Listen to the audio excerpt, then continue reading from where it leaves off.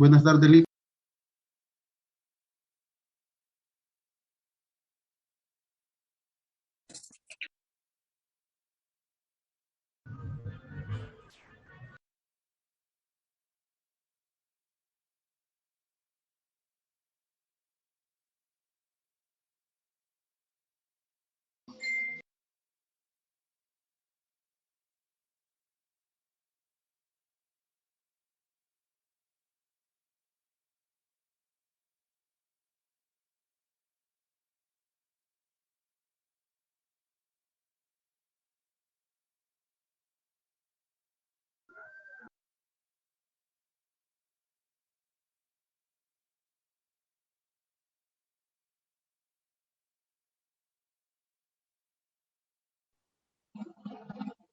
Buenas tardes. Buenas tardes. Licenciada. ¿Cómo están, chicos? Buenas tardes, Lick. ¿Qué tal? Bien, ¿y usted cómo está, Lick? Bien, gracias a Dios. Qué bueno, Lick, me alegro. Ya con el cafecito. Esperando que me digan estoy y no me lo traen, puede creer. Ay, no, qué pecado, Lick. Me están haciendo sufrir. Pecado.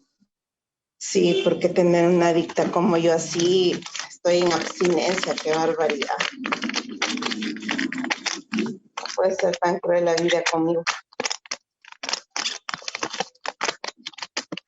Así que no, Julio, a usted le va a tocar hacérmelo y venírmelo a dejar. Ya lo vamos a ir a dejar, Lick, aunque sea en un Uber.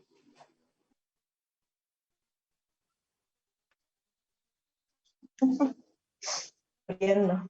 Ay, no. Porque de nosotros. Bueno, vamos a hacer algunas cosas el día de hoy. Vamos a continuar con el tema, pero hoy sí vamos a trabajar ya puramente con legislación. Lick, una pregunta. Dígame, Moisés. No, Clisman. Clisman, perdón. Sí. Es que me salió Moisés ahí, perdón.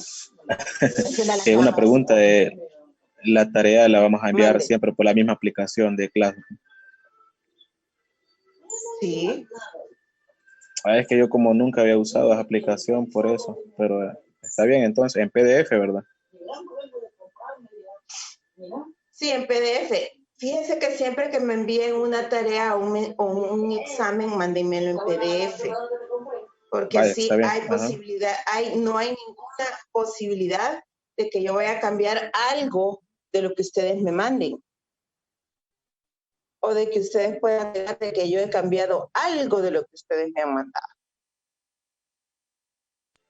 Está bien, Lick, entonces. Hagámoslo porque en nuestra carrera la desconfianza es la desconfianza es la mejor confianza que se tiene. Bueno, está bien. No sé cuánto me han entregado el trabajo, déjenme ver.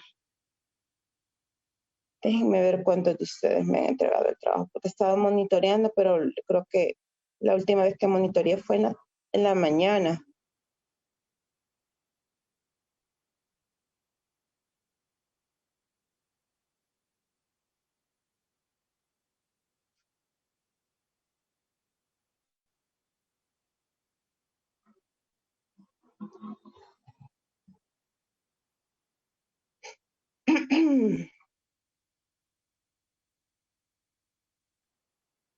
Le han entregado 21 ahorita. Y faltan 28 tareas todavía.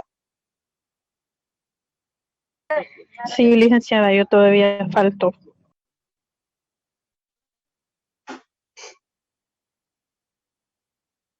Sí, sin penas. Pero tienen hasta las 12 de la noche de ahora. Lick, con respecto a los que ya se le enviaron, fíjese que yo se lo mandé de documento de Word. No sé si lo puedo volver a enviar así en PDF o así lo dejo, porque ya Pero se lo esta vez, envié. ¿Se puede anular, licenciado? sí se puede eliminar y subir nuevamente, porque sí da Ajá. esa opción en el sistema. No sé si ustedes quieren hacerlo de nuevo, pues lo hacen otra vez. No hay problema. Bueno, Liz, gracias. No tengo problema con eso. Acuérdense que este es un ensayo para practicar. El,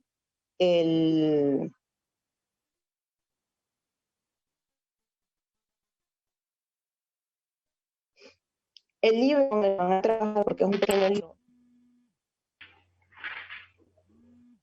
El pequeño libro con el que van a trabajar ustedes para la tarea, para el laboratorio, que ya les dije que va a ser las 2 fechas, porque necesitamos tiempo, porque ustedes son muchos.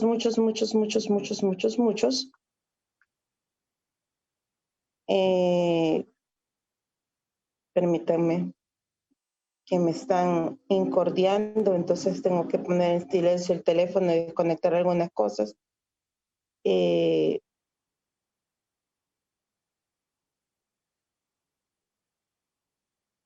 Les voy a subir el enlace ahora para que lo lean. Hay algunas cosas que tienen que arreglar de todo eso, de lo que les voy a dar, que va a haber unas cosas que les van a tener que reformar, pero ustedes mismos van a ver la necesidad a medida de que vayan leyendo el artículo. Y van a corregir a mi profesor que en razón de la época en que escribió el artículo, lo escribió de tal manera. Porque sí ha habido algunos cambios de la legislación de esa época hasta ahora.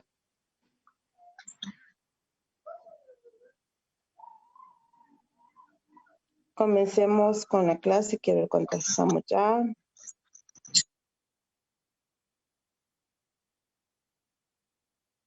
No es broma que ustedes son 49, no sé qué voy a hacer con ustedes. No me traen mi café, fíjense.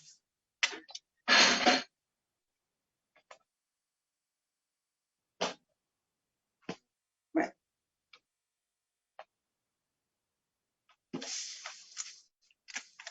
Tomen sus códigos de trabajo y nos vamos a ubicar en el artículo 467 del Código de Trabajo.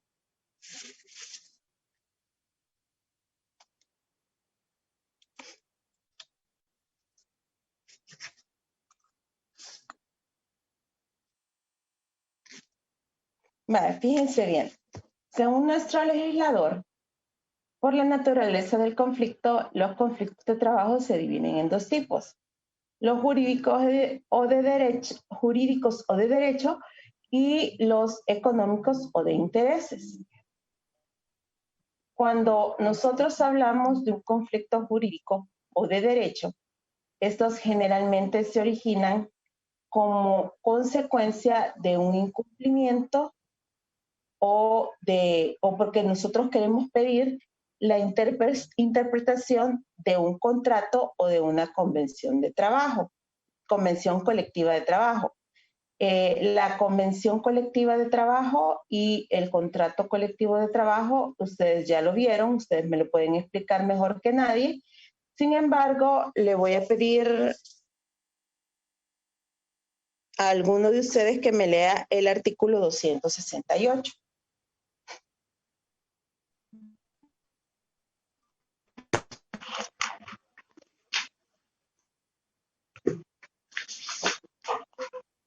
Artículo 168. El contrato colectivo de trabajo y la convención colectiva de trabajo tienen por objeto regular durante su vigencia las condiciones que regirán los contratos individuales de trabajo en las empresas o establecimientos de que se trate y los derechos y obligaciones de las partes contratantes. Ahí estamos claros con el concepto de contrato o de convención colectiva de trabajo. ¿Durante cuánto tiempo está vigente el contrato colectivo de trabajo o se puede pedir la revisión del contrato colectivo de trabajo?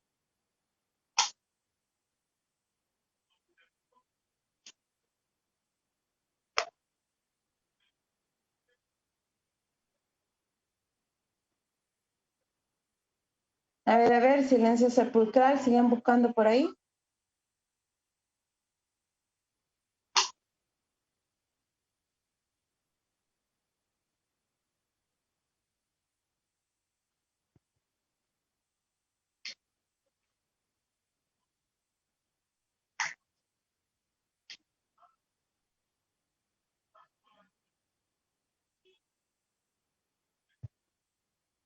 O ese contrato colectivo de trabajo va a regir durante toda la relación laboral. Es un contrato eterno. Licenciada, el 276 nos dice que el contrato debe celebrarse a plazo o por tiempo necesario cuando se trate de ejecución de determinada obra. Perdón. Y luego dice, el plazo no podrá ser menor de un año, ni mayor de 3, y se prorrogará automáticamente por periodo de un año siempre que ninguna de las partes en el penúltimo mes del mismo o de su prórroga pida la revisión del contrato. Los meses del plazo se contarán a partir de la fecha en que el contrato entró en vigencia. Exactamente. Muchísimas gracias. Tomen en cuenta entonces el artículo 268 y el artículo 276 para efectos de relacionarlo al artículo 468. ¿Qué es lo que nosotros consideramos además como un conflicto jurídico o un conflicto de derecho? Los que persiguen el cumplimiento de la ley, es decir, las garantías que ya establece la ley, o el reglamento interno de trabajo. Siempre que en cualquiera de estos casos se considere que la colectividad de trabajadores se encuentre en Perdón, hay un micrófono abierto y está generando interferencia. Creo que es de José Alberto. José Alberto, porfa, apáguenos el micrófono. ¿Sí está por ahí?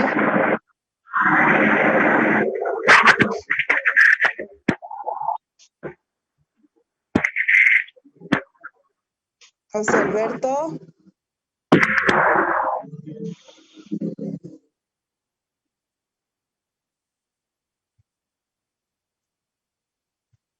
Hola.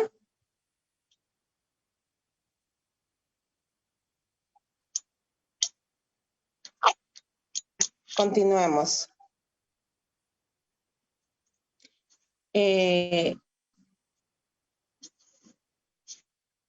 Cuando se trata de algo que nosotros tenemos que entender, es que siempre hay un desequilibrio entre los derechos que tienen los trabajadores y los derechos que tiene el empleador o el sindicato de empleadores.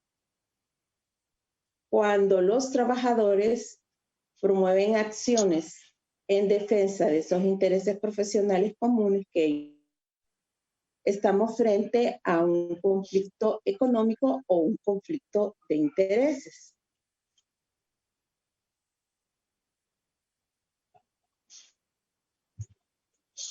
Cuando nosotros buscamos mejorar de alguna manera. José Alberto, apague el micrófono, por favor.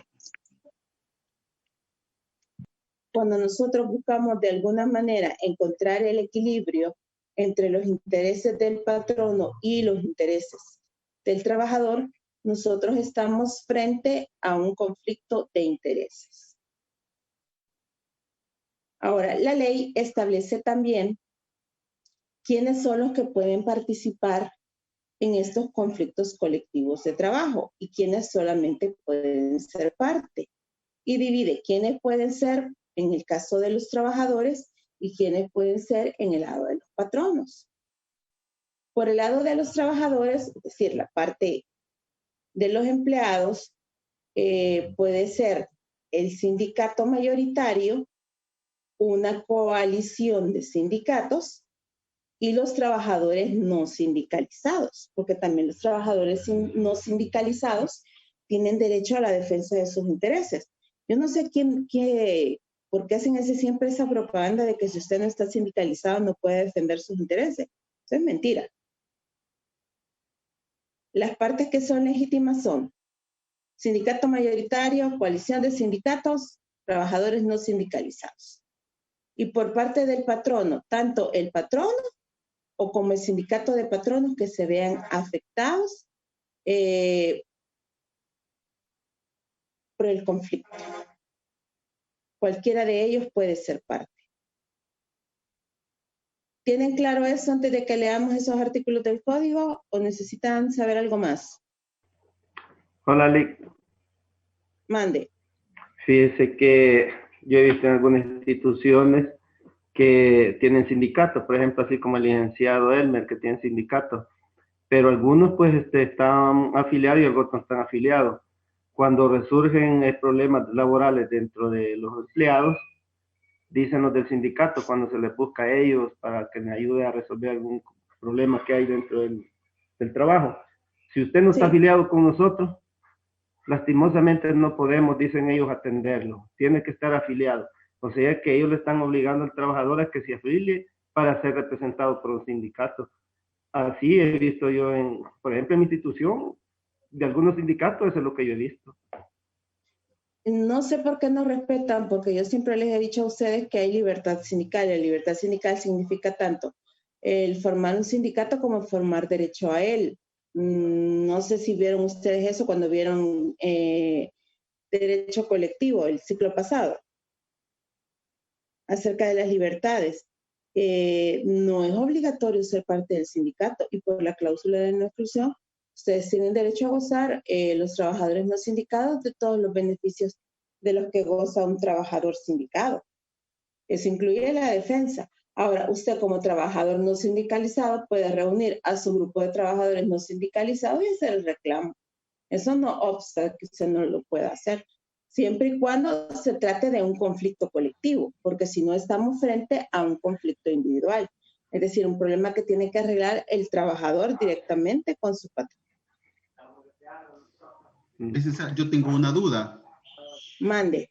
En esta parte donde dice, en los conflictos colectivos solo pueden ser parte por los trabajadores el sindicato mayoritario, es decir, en la institución donde yo laboro hay dos sindicatos. El primer sindicato, que obviamente que es el que se conformó, se fundó antes, es al que yo pertenezco. Y está el otro sindicato que todavía es incipiente. Nosotros somos mayoría en este momento. Digamos que en la parte esta de producirse un conflicto, solamente se puede mostrar parte el sindicato que tiene mayoría, es decir, el nuestro. El otro sindicato no podrá intervenir en la, digamos, en la situación conflictiva. No, definitivamente no.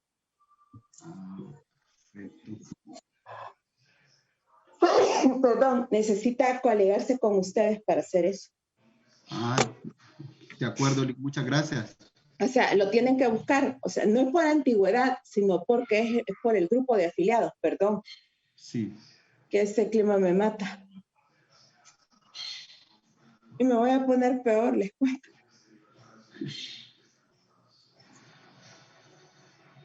¿Otra duda, chicos? Antes de proseguir.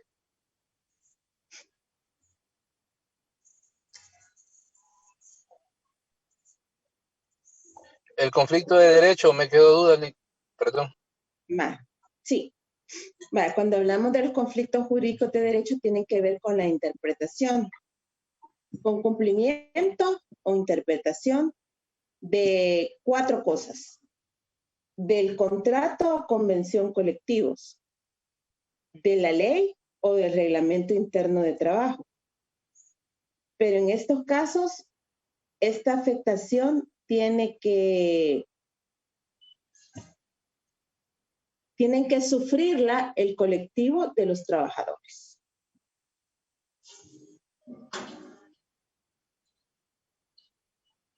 Gracias. Bueno. ¿Otra pregunta antes de que nos dediquemos al código?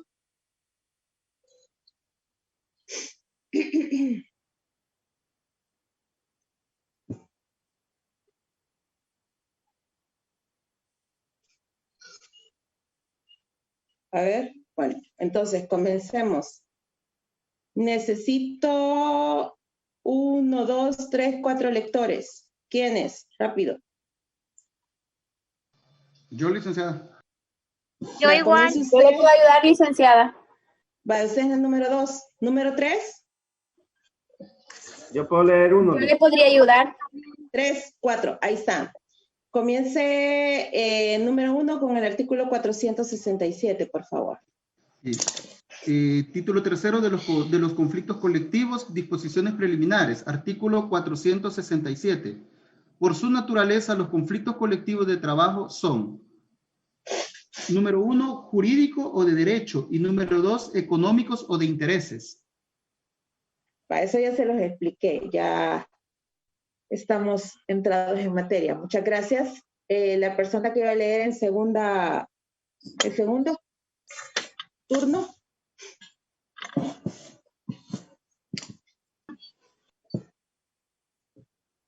Evelyn creo que era. No sé quién más habló, hablé yo y otra persona, pero no hay problema. ¿Qué artículo le leo? 468. Artículo 468. Se consideran conflictos colectivos jurídicos o de derecho todos los que se originan como consecuencia del incumplimiento o interpretación de un contrato o convención colectivo de trabajo, y aquellos que persiguen el cumplimiento de la ley o un reglamento interno de trabajo, siempre que en cualquiera de estos casos se encuentre afectada una colectividad de trabajadores. Ok, la persona que me iba a hacer el favor de leer en tercer lugar.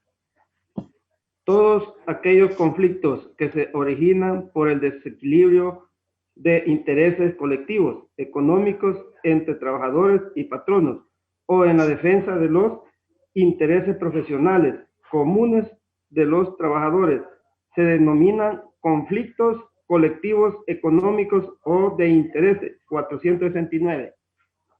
Perfecto. El artículo 470, la persona que me iba a hacer el favor de leérmelo. Como hablaron rápido, no vi la pantalla.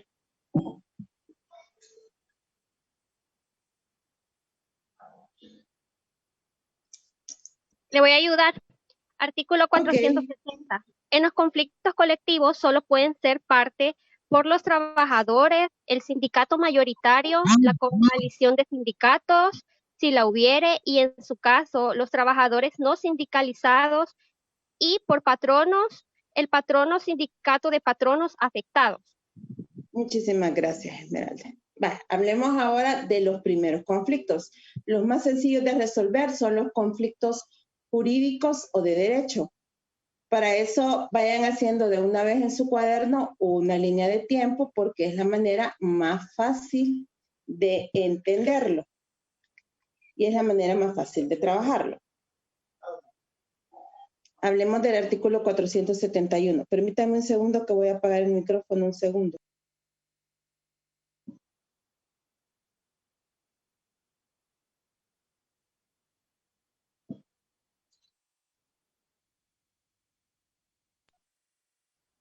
Ok, vámonos con el artículo, del artículo 471 en adelante. Esto comienza generalmente con la presentación al juez de una demanda. Esta demanda va a seguir los requisitos del artículo 379.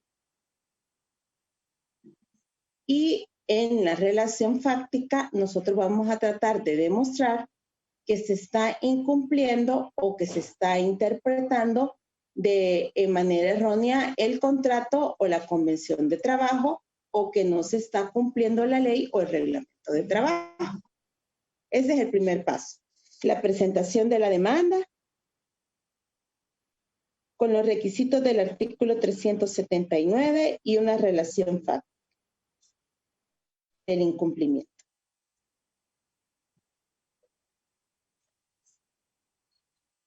¿379 dijo, Ali? Sí.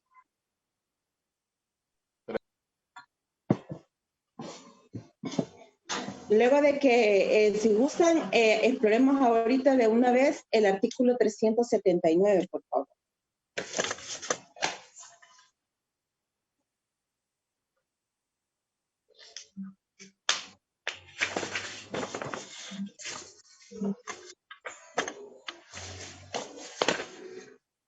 Busquemos el artículo 379, yo ahorita lo estoy buscando, permítanme un segundo.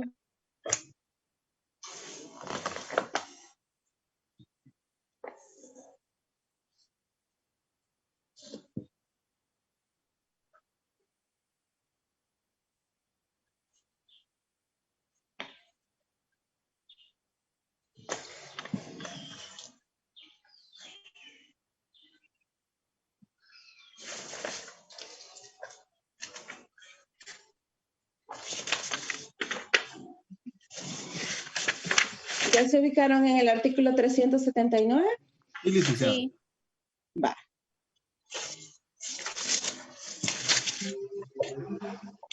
La demanda podrá ser verbal o escrita y deberá contener designación del juez ante quien se interpone. ¿Qué juez creen ustedes que tiene competencia en esta área? El juez de lo laboral. El juez de lo laboral. ¿Y cuando no hay juez de lo laboral? Juez de lo Tiene civil que hay juzgados de primera instancia que son mixtos. o juez de lo civil. Muy bien. ¿Por qué? ¿Por qué los jueces de lo civil? Nosotros tenemos, según el artículo 49 de la Constitución, una jurisdicción privativa en materia de trabajo, pero es una jurisdicción privativa que es de manera relativa. ¿Por qué de manera relativa? Porque jueces que no son especializados, sino que jueces que tienen un criterio patrimonialista, como son los jueces de lo civil, se encargan de conocer la materia de lo laboral en los lugares donde no hay un juez que conoce de materia laboral. Segundo, nombre del actor, su edad, estado civil, nacionalidad, profesión u oficio, domicilio, lugar para oír notificaciones. Hasta el momento estamos casi con los requisitos del artículo de procedimientos civiles y mercantiles, solo que en este caso vamos a hablar de un sindicato de trabajadores no sindicalizados, tal y como lo explica.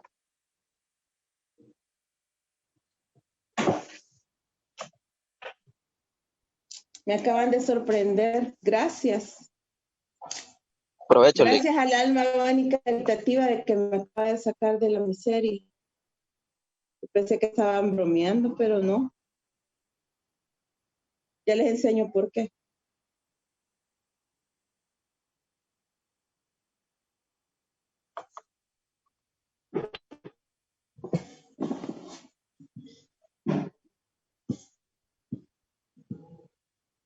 Mil gracias.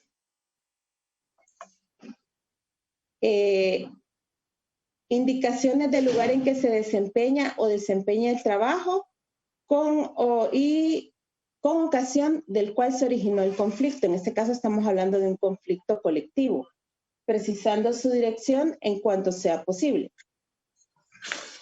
El salario que se devenga, la jornada ordinaria, el horario de trabajo. Todos estos requisitos que ustedes han visto son requisitos que generalmente tienen una demanda en un juicio individual de trabajo, que es el artículo 378. Sin embargo, en alguna manera, en cuanto es aplicable, lo vamos a aplicar nosotros a nuestra demanda colectiva. Aquí viene la parte importante, la relación de los hechos, y esta es la que tienen que reforzar ustedes cuando presenten esta demanda. Es decir, mostrar de qué manera se está violentando el contrato colectivo de trabajo, la convención colectiva de trabajo, se está violentando la ley o el reglamento interno. Vamos a determinar en el numeral 6 las generales del demandado en cuanto a su nombre, su domicilio y la dirección de su casa de habitación. Si no tenemos la dirección de su casa de habitación, podemos poner el local donde habitualmente él atiende sus negocios o presta los servicios. En el 7, las peticiones, y en las peticiones tenemos que ser precisos en lo que nosotros queremos, aunque yo les expliqué que el código de trabajo o la ley laboral es muy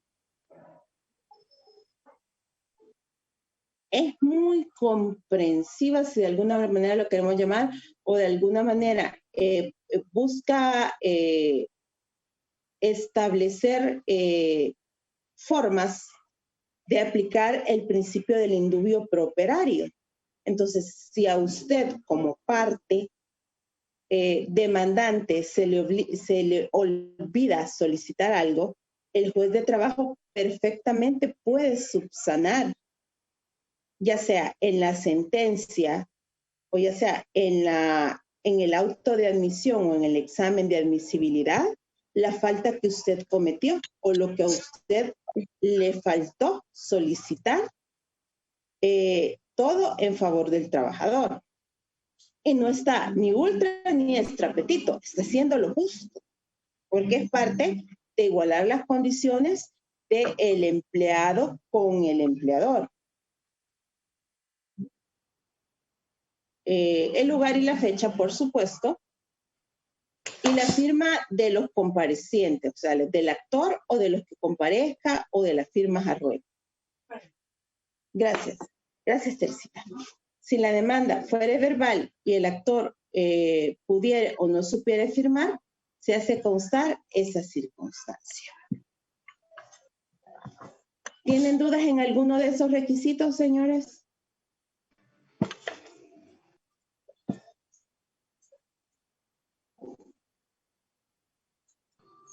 Licenciada, solamente un comentario. Nada menos, hablando de esto, de la jurisdicción especial en lo laboral, el licenciado Liévano, nada menos hace 3 días, me parece, hizo una petición expresa en Facebook a un candidato a magistrado a la Corte, al licenciado Cisco Canales, me parece, donde justamente hace la petición que en la parte de La Paz, habiendo una zona franca y teniendo un aeropuerto, no existe un juzgado de lo laboral, aun cuando ahí hay circunstancias que frecuentemente se dan vulneraciones a derechos, y dice el licenciado en su comentario que le toca conocerlo a un juez de lo civil cuando estos no tienen, si bien tienen jurisdicción, digamos, o competencia, pero no tienen, digamos, la formación técnica o especializada, mejor dicho, para resolver en materia laboral, y que eso genera de alguna manera indefensión a los trabajadores, en este caso, tanto de la zona franca como del aeropuerto. Entonces, hace la petición que la Corte Suprema cree o aperture un juzgado de lo laboral en esa zona en particular, por las circunstancias que ahí se suscitan. Fíjense que en el seminario de 2019, hay un trabajo de graduación sobre ese tema. Se lo propuso el licenciado Ítalo. Y 4 de mis alumnos, a los que yo les tengo alta estima, ellos presentaron ese tema y se hizo la investigación, y en realidad sí es necesario, porque la jurisdicción laboral del Departamento de La Paz está repartida entre los juzgados de lo laboral de San Salvador, el juzgado de Tapalhuaca, uno de Montezamán, me parece. Pero no sé. Son un montón de juzgados que conocen La Paz. Ya le voy a poner, bueno, cuando regresemos de receso, porque voy a tomar ahorita un minutito de receso y me voy a desconectar, le voy a leer en la ley orgánica judicial. En la ley orgánica judicial está, pero sabe que la parte de aeropuerto y todo eso la conoce el juzgado de San Marcos. Y se llevó la propuesta porque se hizo una propuesta técnica. Y la propuesta técnica era precisamente esa, la creación de un juzgado de lo laboral en Zacatecoluca. Porque tanto, así con todo el atrevimiento del caso y con todo el aprecio que le tengo a Ítalo, yo tengo también la misma opinión, que no puede ser que un juez con un criterio patrimonialista que se va a inclinar o decantar por los intereses más de el empresario que del trabajador, esté a cargo de la jurisdicción laboral. Para eso lean el artículo 20 de la Ley Orgánica Judicial, ya la vamos a leer cuando regresemos. Ahorita me voy a desconectar exactamente 3 minutos y regreso. Nos vemos en 3 minutos, señores.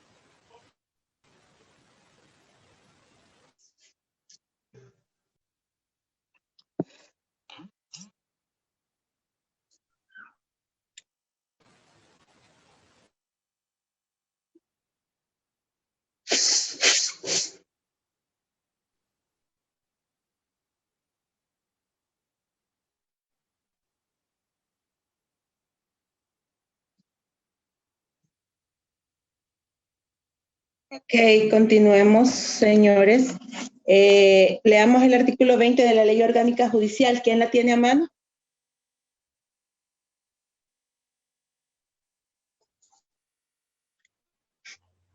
Yoli. Hágame el favor. Artículo 20, en el inciso primero.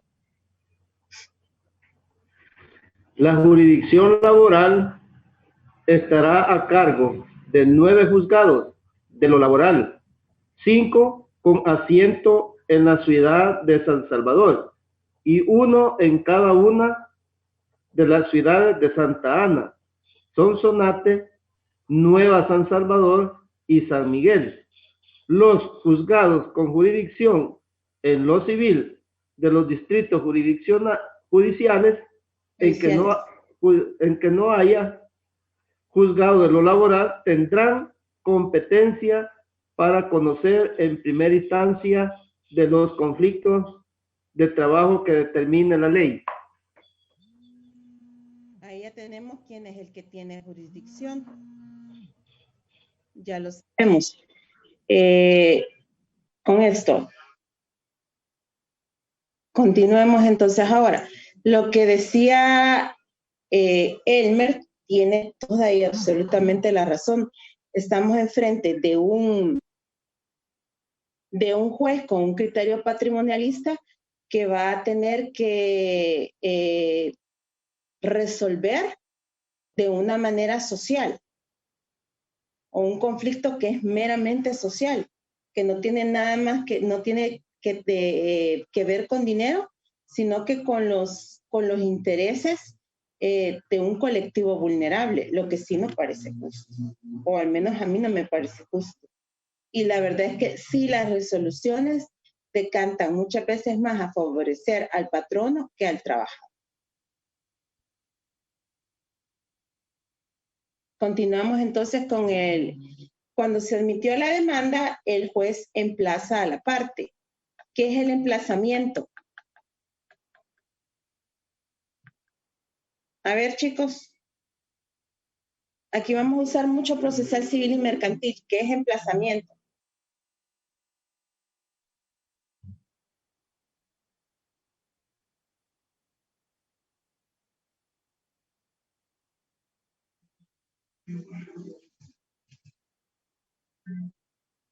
A ver, no sé en qué encajaditos. Licenciada, el emplazamiento, bueno, según lo que me recuerdo, porque sobre esta parte o esta terminología ha habido alguna discusión sobre confundirlo con la notificación, ¿verdad?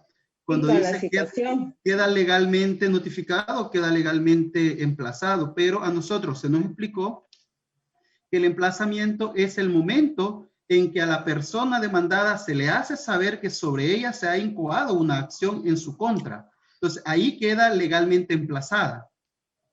Muy bien. Perfecto, perfecto. Va. El segundo paso es el examen de admisibilidad que produce la admisión de la demanda.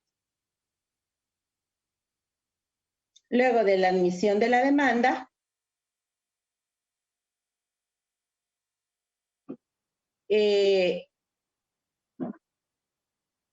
se le va a emplazar a la otra parte y se le va a dar un plazo para que conteste dentro de un plazo de 5 días siguientes. Es decir, que entre la admisión de la demanda y la contestación van a haber 5 días. ¿Estos 5 días de qué tipo son? Hábiles. Hábiles, exacto. Entonces, aquí hay dos opciones. Que conteste o que no conteste. Licenciada, una pregunta.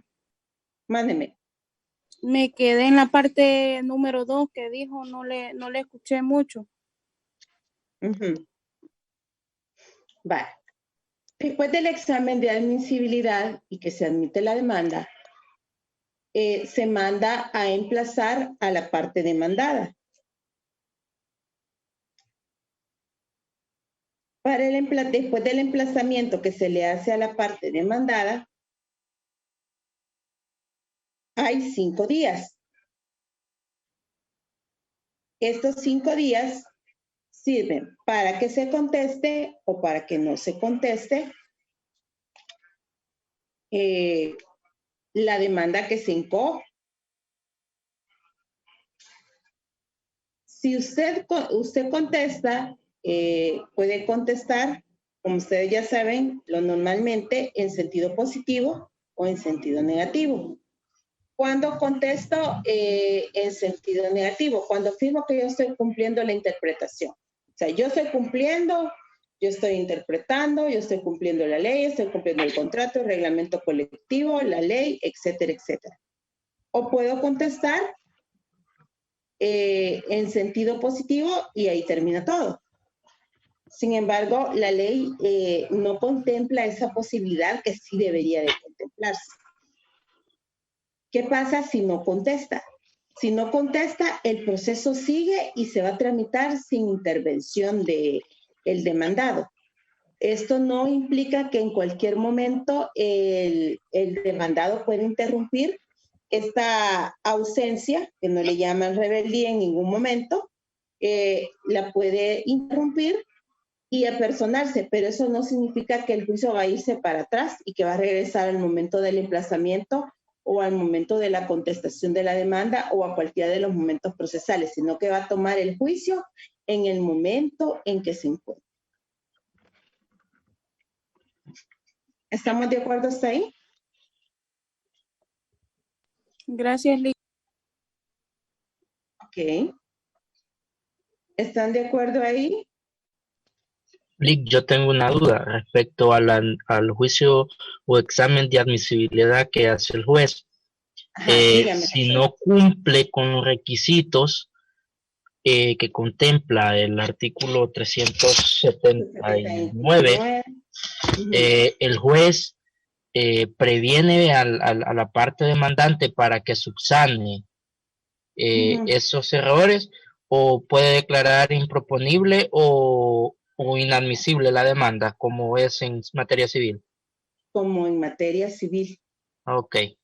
Cualquiera de las posibilidades del examen de admisibilidad que tiene la materia procesal civil se va a aplicar a este caso, aunque generalmente lo que hacen es que previenen dando un plazo, porque acuérdense que como aquí estamos a favor de, las reglas son como más laxas, como más suaves por el indubio pro operario. Puede ser que lo prevenga, y si es algo pequeño que no afecta el fondo del juicio, entonces el juez puede dejarlo pasar por alto o hasta lo puede subsanar él. Lo puede hacer de manera oficiosa en este caso. De manera oficiosa en ese caso, y no está de ninguna manera violando el principio dispositivo. Okay. O sea, podría pasar, ¿verdad? Es un podría pasar. Pero generalmente lo que hacen los muy gañanes, sobre todo los que son en materia civil, es que previenen. Y no crean que también los jueces laborales son así como muy blanditos en esta materia, para nada.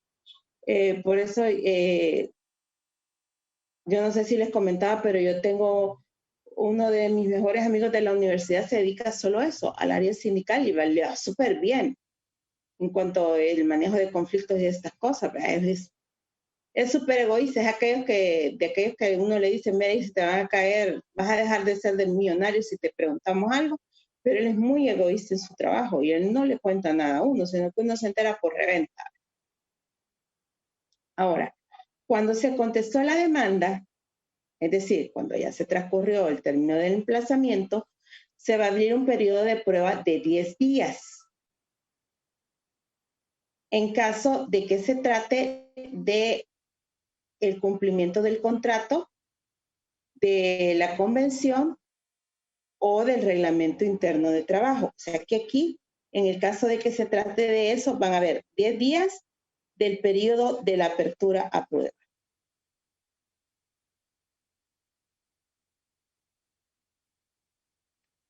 Sobre la prueba que va a desfilar, vamos a usar absolutamente toda la prueba que es admitida por el Código de Procedimientos Civiles y Mercantiles, porque vamos a aplicar la supletoriedad del artículo 602 del Código de Trabajo. Vamos a hacer una aplicación supletoria.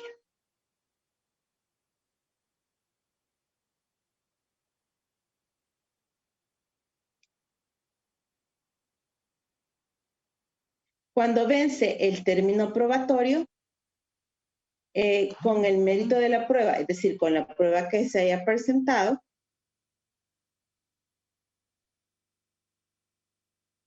el juez tiene un periodo de 5 días para el fallo. O sea, vencido el término. O sea, van a poner 10 días y luego vence término de prueba. Generalmente, para vencer el término de prueba, lo que hacen es que hacen un auto de cierre.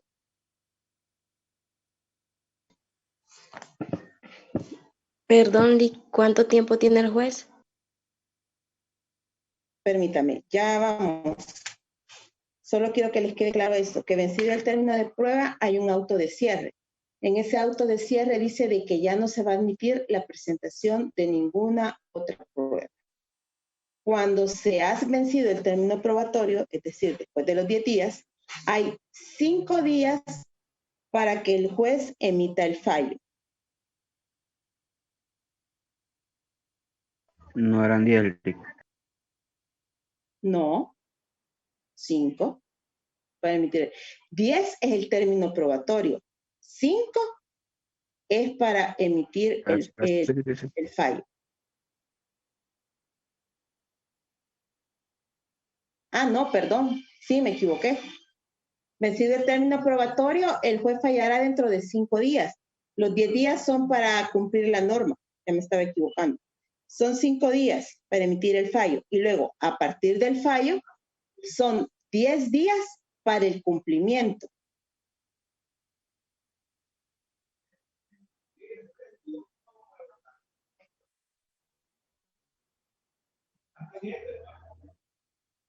Luego, ¿a partir de cuánto? Vale, voy a regresar porque me equivoqué. Me salté un paso. Vencido el término probatorio, el juez falla dentro de 5 días y luego, vencidos esos 5 días y ordenado el fallo, le va a dar 10 días siguientes a la empresa después de la notificación para que cumpla con el fallo. Y 10 días son del periodo de prueba, dijo, ¿verdad? No, ajá, sí, también del periodo de prueba.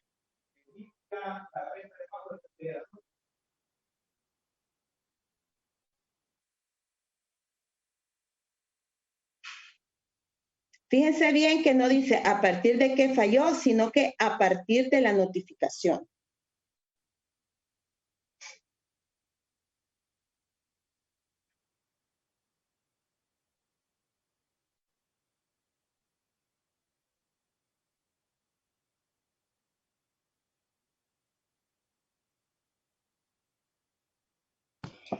Y sobre lo que preguntaba Josué, en el 381 dice el plazo que da el juez para la subsanación, ¿verdad? Que son 3 días. Sí, pero ese periodo el juez lo puede extender en el caso de estos conflictos, porque depende de lo que usted solicite. Y si le dan esos 3 días a usted, usted también tiene que tomar en cuenta que puede pedir una extensión del plazo, porque hay una resolución que dice de que no le pueden pedir a usted cosas imposibles. Y hay cierta tramitología que lleva aún más tiempo que los 3 días para contestar la prevención. Esos 3 días es porque se supone que uno va chancleteando en el juicio laboral, porque uno va rapidísimo en el juicio laboral. Sin embargo, esos 3 días usted puede pedir extensión. Eso pasa también con el Código de Procedimientos Civiles y Mercantiles. Hace poco se nos acaba de solicitar a nosotros que presentemos un testamento. Pero para presentar ese testamento, nosotros tenemos que hacer una solicitud a la Corte Suprema de Justicia. para hacer esa solicitud del testamento, como es una solicitud de un testimonio, tenemos que acreditar a la parte y hacer otro montón de diligencias. Esto lleva absolutamente mucho tiempo que un mes. Es más, el tiempo de espera que pone la Corte en su manual es de más de 60 días. Entonces, lo que nosotros hemos hecho es que hemos pedido, a partir de eso, una extensión del plazo y hemos puesto el manual de la Corte donde dice el tiempo de respuesta que ellos se toman para estas ocasiones. Ahorita estamos esperando a ver si resuelve el juez o si el juez le quiere ordenar a la Corte, ¿verdad? Porque eso también puede pasar, que el juez quiera pasarse de listo y ordenar a la Corte que en un mes entregue un testimonio de testamento, que yo no lo veo bajo ninguna manera atendible de que un juez le vaya a ordenar a la Corte Suprema, ¿verdad? Menos a la sección de testimonios, que es parte de la sección de notariado de la Corte Suprema de Justicia. ¿Alguna duda hasta ahorita?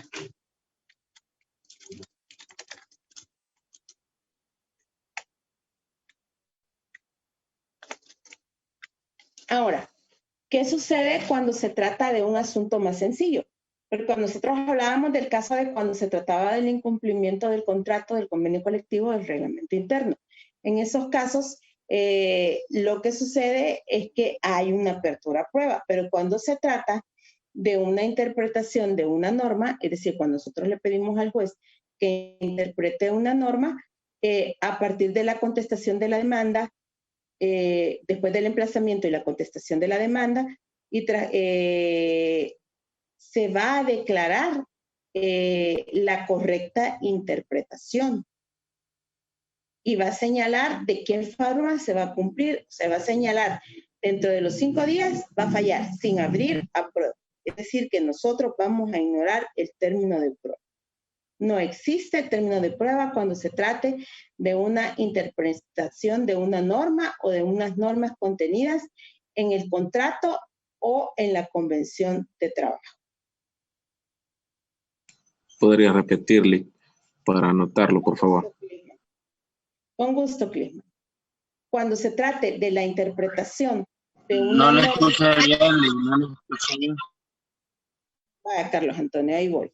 Cuando se trate de la interpretación de normas contenidas en el contrato de trabajo o en la convención colectiva de trabajo, el juez tiene 5 días para fallar, pero estos 5 días para fallar se van a contar a partir de la contestación de la demanda, es decir, cuando ya hayan contestado la demanda o cuando haya transcurrido el término del emplazamiento sin que se haya constituido la otra parte. ¿Y qué es lo que va a hacer el juez? Va a declarar la correcta interpretación. O sea, va a interpretar de manera judicial la manera de cumplirse con esta disposición. Y va a señalar, en caso de la pertinencia, un plazo o la manera en que se debe cumplir con esta norma o con las normas que se interpretaron, porque tanto puede ser una norma o normas. No es que vamos a presentar un conflicto colectivo por cada una de las normas. Podemos presentar en conjunto.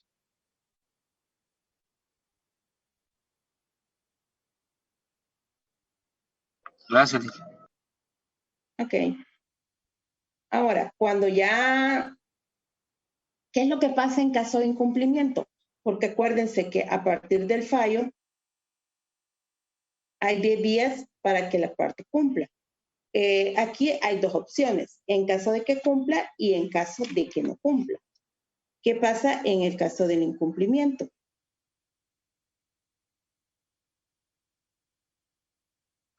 El legislador ha previsto que si no cumple, la parte interesada en que se cumpla lo va a hacer saber al juez y el juez va a mandar a practicar una inspección o cualquier diligencia necesaria. O sea, va a haber una práctica de inspección que nosotros la llamamos ahora reconocimiento judicial.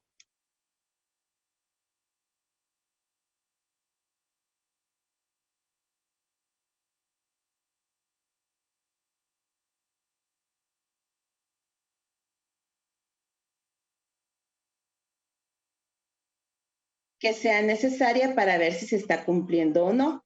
y verificado, va a haber una sanción o se va a señalar una sanción.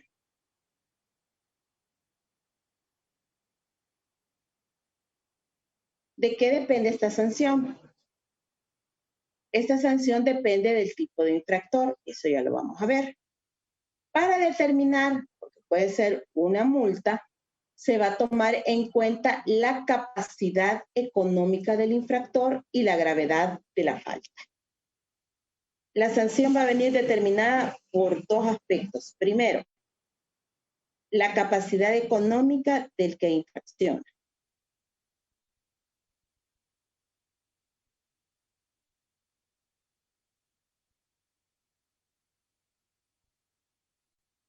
Y segundo, la gravedad de la falta.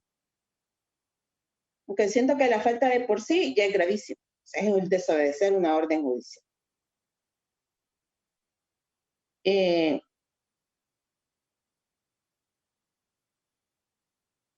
El fallo que impone esta multa o esta indemnización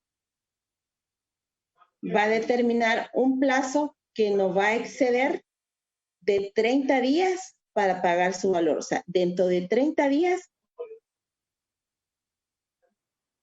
tiene que pagar.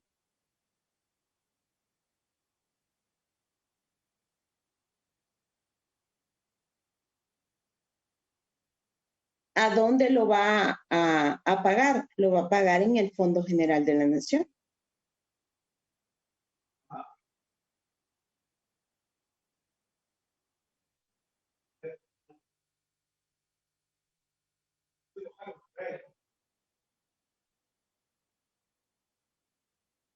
Ahora, el fallo, Perdón, licenciada, ¿de cuánto es el plazo? Dijo de 15 días. No. No. El plazo de, espérenme. 30 días. ¿Cuál plazo? Para pagar la 30 multa. días. 30 días. Sí, 30 días porque si no se hacen los locos. Lic, y este es un O sea, periodo... fíjense bien, este es un plazo que no excederá de 30 días, es decir, no más de 30 días. O sea, es un plazo es el máximo prudencial. entonces. Sí. O sea que ustedes van a poner un plazo de más o menos 30 días. Puede ser 15 días, 5 días, 10 días, pero no debe exceder de 30 días para pagar ese valor. Licenciada, perdóneme que la moleste tanto, pero fíjate que tengo mala señal y en realidad no sé de qué plazo, de los 30 días. Ajá, es el plazo que hay para pagar la multa, o la multa o la indemnización. Mande, Julio, ¿quién fue? Yo fui, la pregunta es, ¿la pone la persona que está afectada o la pone el juez, el término de pago? No, el juez. Todo esto es señalado por el juez. Perfecto, tenía esa duda, Lic, gracias. Permítanme un segundito nada más. Voy a apagar el micrófono un segundo que me preguntan algo.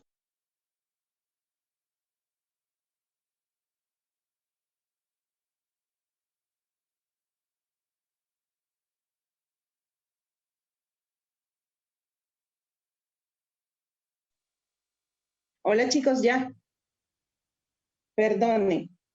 Entonces, este fallo en que se impone la multa o se condena al pago de la indemnización es apelable.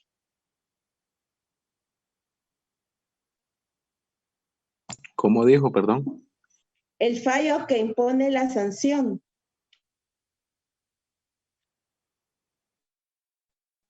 es apelable. De la apelación vamos a hablar cuando hablemos de los recursos, así que ahorita, por favor, ni se preocupen de eso en este momento.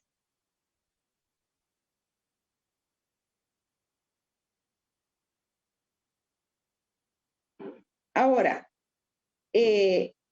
las sentencias, esta sentencia, en caso de ser incumplida, es decir, que si se pierde la apelación y aún así no quiere pagar, pasó el tiempo y no pagó, pasó el tiempo prudencial y no pagó, pasó el término de la apelación, perdió la apelación e igual no pagó, se va a ejecutar según lo dispuesto en el artículo 422, a solicitud del interesado o del fiscal general de Hacienda, dependiendo del caso que se trate. Vamos a ver de manera rápida el artículo 422, solo para que no nos quedemos con la duda. ¿Quién me lee el artículo 422? Es decir, que esta sentencia, este fallo donde se impone esta sanción, esta multa o el importe de la sanción, es un título de ejecución. 422. Yo lo tengo, licenciado. Vale, léamelo, por favor. Ese artículo es largo. Ejecución de sentencias y arreglos conciliatorios. Artículo 422. Las sentencias, los arreglos conciliatorios y las transacciones laborales permitidos por la ley se harán ejecutar a petición de parte por el juez que conoció o debió conocer en primera instancia. En estos casos, el juez decretará embargo en bienes del deudor, cometiendo su incumplimiento a opción del ejecutante a un juez de paz o a un oficial público de juez ejecutor. Aquí se entregará el mandamiento respectivo. Verificado el embargo, el juez de oficio ordenará la venta de los bienes y mandará que se publique por una sola vez en un cartel en el diario oficial, en la forma prevenida por el Código de Procedimientos Civiles, para el juicio ejecutivo. Transcurrido 8 días después de esa publicación, el juez oficiosamente señalará día y hora para el remate de los bienes y mandará fijar carteles en lugares convenientes, expresando el día y hora del remate, lo mismo que el valor que debe servir de base. El director del diario oficial hará las publicaciones dichas gratuitamente. Llegado el día del remate y durante 2 horas antes de señalada, un miembro del personal del juzgado designado por el juez se situará a la puerta del tribunal en donde dará los pregones necesarios anunciando las posturas que se hicieren. En todo lo demás se aplicará la disposición. Ese es bien simpático. Ese es bien simpático. En todo lo demás se aplicarán las disposiciones pertinentes del Código de Procedimientos Civiles relativo al juicio ejecutivo. La ejecución de las sentencias y arreglos conciliatorios a que se refiere el primer inciso se tramitará sin formar pieza separada y sin necesidad de ejecutoria, y las tercerías se considerarán como puramente civiles, tramitándose en consecuencia ante el mismo juez laboral competente y sujetándose al procedimiento civil. En los casos de este artículo, cuando los autos tengan que acumularse a otro u otros procesos de naturaleza diferente, en virtud de otras ejecuciones, la acumulación siempre se hará al juicio civil o de Hacienda, según el caso, sin tomar en cuenta la fecha de los respectivos embargos. En este caso, el juez de trabajo certificará la sentencia respectiva y desglosará las demás concernientes al cumplimiento de sentencia y la remitirá para su acumulación a quien corresponda, dejando el original de la sentencia en el juicio y haciendo constar la fecha de remisión. El juez de lo civil o el de Hacienda tendrá especial cuidado en la observancia del privilegio a que se refiere el artículo 121 de este código. La acumulación a que se refiere el inciso anterior no tendrá lugar cuando el otro juicio fuere el de concurso o quiebra. Exactamente. Si ustedes se fijan, eso es tan complicado que lo vamos a ver en una sola clase. Aténganse que se va a usar el mismo procedimiento del juicio ejecutivo y de la ejecución forzosa que ustedes ya conocen y que vieron cuando vieron Procesal Civil 2, me parece. Sí lo estudiaron, ¿verdad? Mande. Una consulta que yo leí en el artículo que leyó el licenciado Elmer, que acá dice que a petición del primer juez que conoció en primera instancia es que se va a ejecutar el proceso. Sí, porque no tiene jurisdicción para ejecutar. Perfecto. Quien la va a tener es un juez de paz o el juez de lo civil, pero eso dependiendo de la cuantía. Perfecto, Liz, gracias.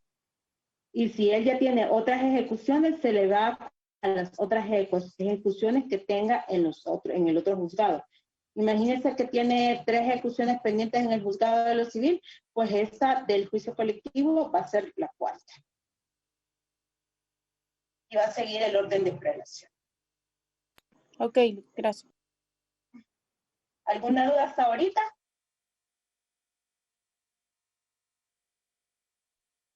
¿Acerca de las sanciones?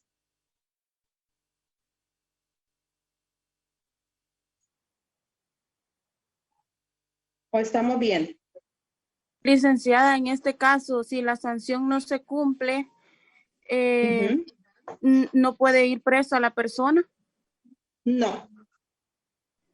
Ok, se manda a fiscalía nada más en el caso que se trate del procedimiento administrativo ante el Ministerio de Trabajo. Precisamente cuando desconecté el celular, le estaba preguntando a mi papá, ¿estás hablando del procedimiento judicial? El procedimiento administrativo, porque pues estaba recordando él, pero como estamos hablando del judicial, por eso no hablamos del tema, porque sí vamos a hablar después del administrativo. Perfecto, Lee.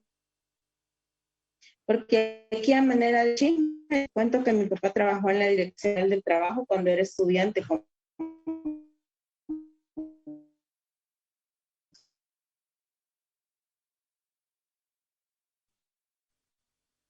Entonces,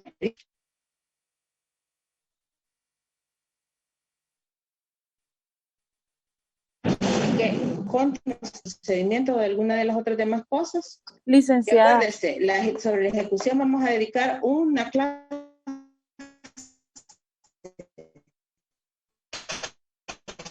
Yo no sé si es mi señal, pero la escucho cortada y me sacó una vez ya. Sí, no, le escucho. Yo Se igual, escucha y cortado. Bien. De veras se me escucha cortado. Sí, licenciada, no se le entiende. Es que se le traba el audio, Lee.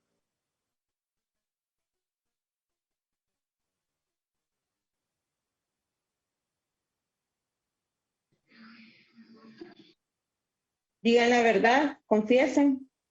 Es que se escucha cortado porque se le traba el audio, Lee. De veras, pero quiero ver cómo estamos de ancho de banda. Pero es que ya parece que en el suyo tiene mala señal. De veras. Está en rojo, verifique. Sí, eso estoy viendo ahorita. Ajá.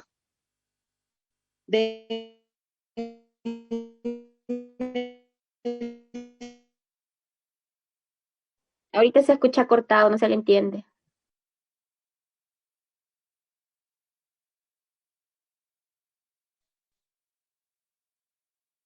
Voy a regresar en 3 minutos. Lo voy a bien, finalizar ahorita. Bye.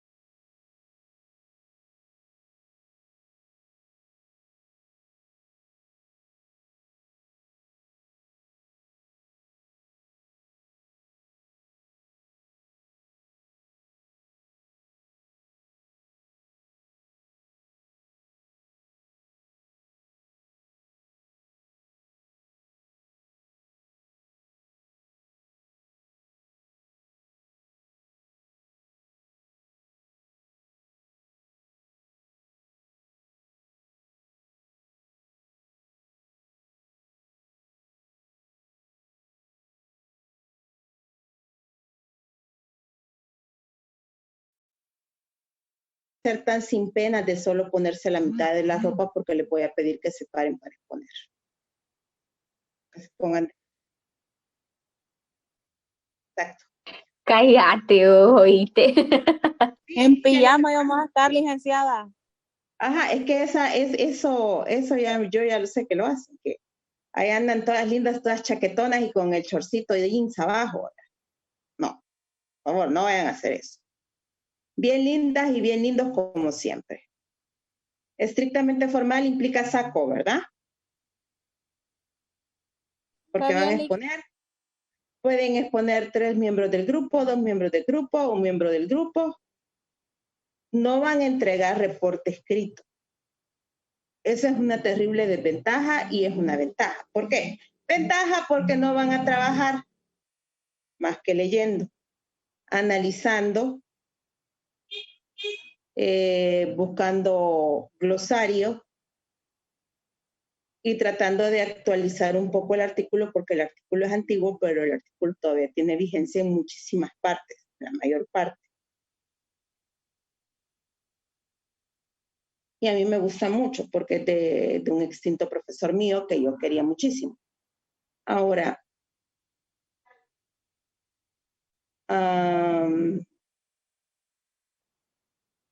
la desventaja que a pura capela se van a ganar la nota. Si alguno de ustedes no viene preparado para exponer y yo le digo que exponga, por favor, no se atreva a leer. Porque en el momento que comience a leer, le voy a poner 4 a su grupo. Ustedes se casaron y son responsablemente solidarios entre sí. Y guerra avisada no mata soldado. Y donde hay aviso, no hay engaño. Licenciada, y ¿Mande? con lo relativo a los grupos, ¿usted los va a numerar o va a pasar así al azar? Va a ser un sorteo. Vaya, Voy a usar una de mis cositas favoritas y a esas cositas favoritas yo le voy a poner un número y voy a hacer las preguntas y ustedes en el chat me van a poner la cosita favorita y eso es lo que va a determinar el orden de expo de ustedes. Nos vamos a tomar unos 5 o 10 minutos de la clase para el sorteo o si no, yo se los mando el día martes en la mañana las cosas o las personas o lo que sea que a mí me gusta, los nombres de las personas que a mí me gustan, para que ustedes elijan uno y ahí vamos a determinar el orden de participación que yo ya voy a tener previamente por ahí y que se lo voy a mandar a una persona que es independientemente del grupo que va a tener esa lista anteriormente para que yo no haga trampa tampoco y los ponga como me dé la gana.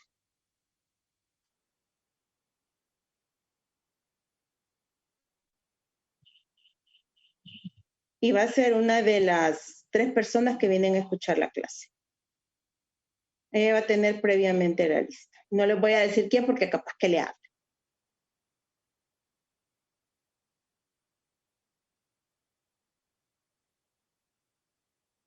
¿Estamos claros? Y con respecto al tiempo que vamos a tener, ¿cuánto sería? Fíjense que todavía no he hecho la lista de cuántos grupos me salen de trabajo. Dependiendo de eso, voy a dividir el tiempo para las 2 sesiones. Las reglas de siempre. Yo pregunto, ustedes preguntan y los expositores también pueden preguntar. No se vayan a hacer el favor de decir, si vos no me preguntas, yo no te pregunto. Porque entonces voy a preguntar yo. Y toda participación tiene nota. Y por cada licenciada, grupo, nada más 3 intervenciones. Entonces, si la persona que está exponiendo no sabe, ¿puedo intervenir yo a responderla si la sé? No. No. No. Ay, Lee. ¿Ustedes se fijaron bien con quién se casaron? Oye, aguántenlo.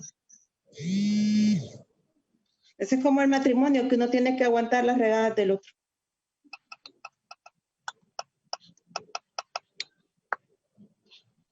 Está bien, Lee. Les voy a señalar, porque les voy a mandar el enlace hasta qué parte van a leer. Porque no quiero que lo lean completo, porque es prácticamente un libro lo que escribió. Cualquiera piensa que es un artículo, no es un artículo, es prácticamente un libro. Entonces, por eso les voy a señalar y les voy a decir, tienen que leer hasta tal tema. No lo puedo dividir porque no quiero tocarlo, quiero mandarles el enlace para que tengan toda la información ustedes. Pero va a haber hasta un determinado punto donde van a llegar a leer. O yo les voy a señalar, los temas que van a leer desde este libro son los siguientes.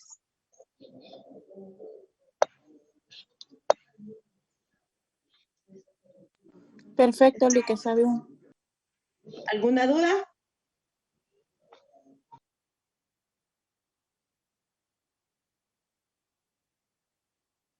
¿Dudas?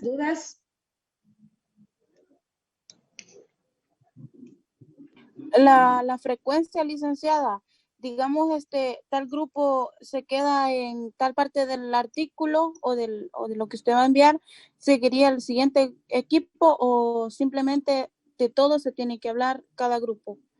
No. Como todos van a leer todo, ¿verdad? Entonces yo voy a dividir para que todos leamos el artículo, porque el artículo es súper largo.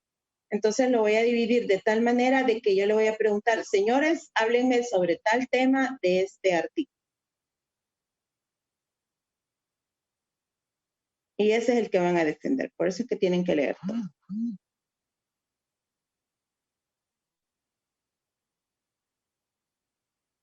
Ustedes ya son quinto año, van para la tesis. Cuando ustedes estén en la tesis, les cuento que nada más el capítulo 1 y el capítulo 2 llevan 60 páginas. Al final ustedes tienen que defender algo de como de 200 páginas. Así que esto no es nada, son vacaciones.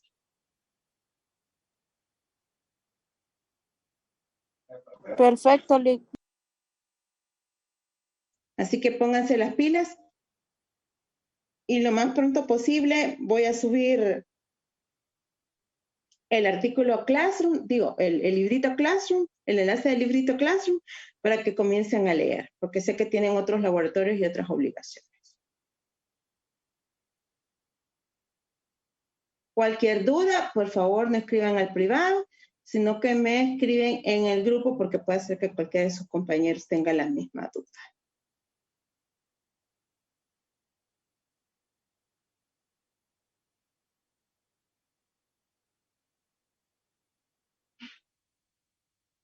Entonces, Una consulta. Mande. Yo a su correo le envié el ensayo. No sé si está bien o está. Creo que me equivoqué a la aplicación.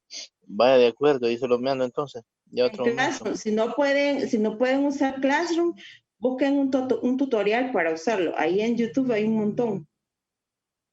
Vaya, está bien. Ahí. Gracias. Sobra. Busquen cómo hacerlo. No queda nada en mi correo. Lick, y esta tarea tiene una ponderación. ¿Cuál? Del examen. No. Es sobre el ensayo. No, ese es para ver. No, la exposición del el laboratorio. Examen. El laboratorio es el primer laboratorio. Punto. Un punto que se puede ganar. Licenciada. Yo decía del ensayo, Lick. No, el ensayo Cuando no. yo tengo... El ensayo es un ejercicio. Mande. Creo que ya le pregunto mucho, ¿verdad, Lick? No, pero es que tengo muchas dudas. Para eso estoy, para que pregunten. Cuando habló de modificar el artículo, licenciada, ¿a qué se refería? Van a encontrar, puede ser que en los temas encuentren un tema que a usted les parezca que no está bien o que ya no está conforme con las reformas del Código de Trabajo. O que hay una nueva ley que habla sobre el tema. Por ejemplo, en el caso de los empleados municipales. Entonces ustedes me dicen, no, Lick, es que ahorita los empleados municipales se rigen por fulana ley que le dice esto. Ok, Lick, está bien. Entonces hay que irlo leyendo con códigos en mano. Hay que leerlo con códigos en mano y con lupa, tal como lo tiene que hacer un buen estudiante de derecho. Perfecto, Lick, está bien. Y los ensayos son gratis, igual que los foros, son gratis, pero yo voy a tomar en cuenta quiénes participan en los foros y quiénes participan en los ensayos.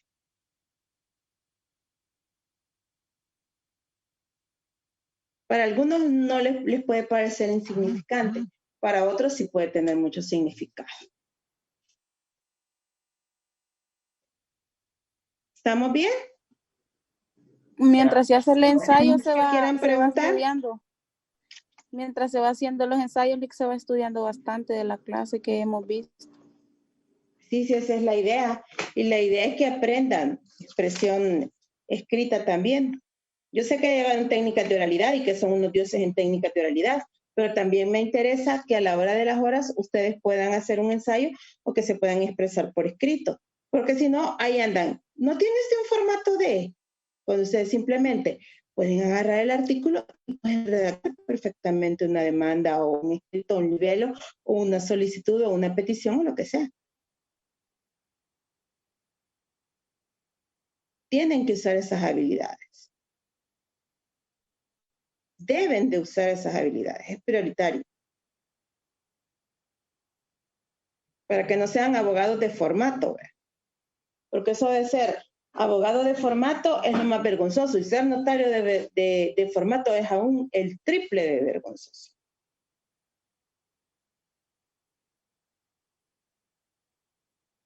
¿Alguna otra pregunta?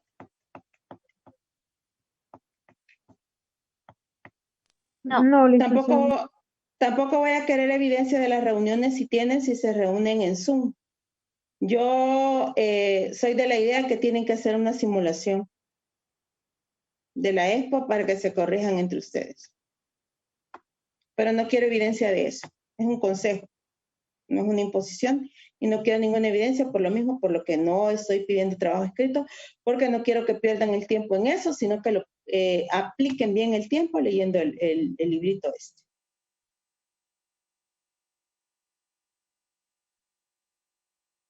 Bueno, damas y caballeros, nos vemos el día del laboratorio, martes y jueves.